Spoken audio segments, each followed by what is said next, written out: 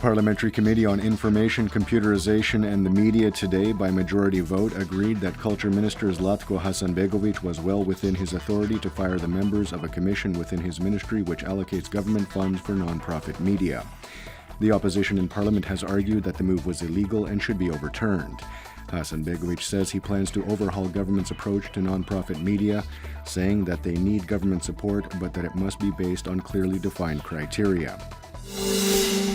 The Parliamentary Elections, Appointments and Administration Committee has rejected an opposition proposal to name former Interior Minister and SDP MP Ranko Ostojic as the chair of the Domestic Policy and National Security Committee. Committee members representing the majority in Parliament said today that Ostojic was not an adequate solution for the post, adding that more detailed information would be made available at a later date. In an interview for the Hina news agency, Justice Minister Ante Šprlje said that he believed amendments to the Constitution could be adopted by the end of the year.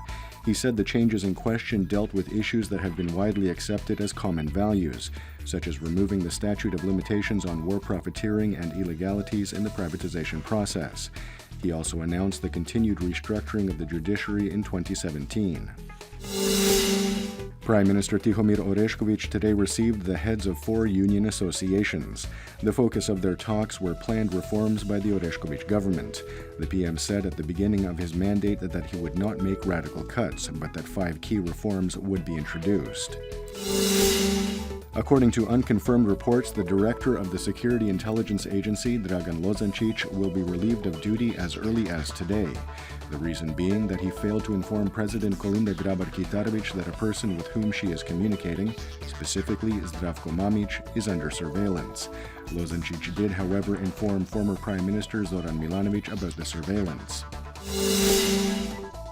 A meeting of the Cooperation Council of the Patriotic Coalition and MOST was held last night, at which potential candidates for the posts of deputy ministers and assistant ministers were discussed. The participants of the meeting declined to reveal the names of the potential candidates, saying only that the names would be known by the next cabinet session. While attending a donators' conference in London yesterday aimed at raising funds to help ease the plight of Syrians affected by the 5-year conflict, Croatian President Kolinda Grabar-Kitarović announced that Croatia will donate to Syria and its neighboring countries €1 million from 2016 to 2020. Croatia wholeheartedly supports this initiative. I strongly believe that we must step up our efforts in Syria. We must be more determined, coordinated, and effective. We have already failed too many people. We're losing future generations of Syria. On the margins of the conference, the president held bilateral meetings with a number of foreign leaders, including German Chancellor Angela Merkel, British Prime Minister David Cameron, the King of Jordan, and the presidents of Azerbaijan and Switzerland. In top 16 EuroLeague basketball action, Cedevita lost to Greek side Panathinaikos 78-60 last night. After 6 rounds of play in Group E, Cedevita has 2 wins and 4 losses. They play Red Star in Belgrade next week. Predominantly sunny with moderate cloud cover in the east, where there is a slight chance of some light rain. There will be a mild to moderate northeasterly and northerly on the coast.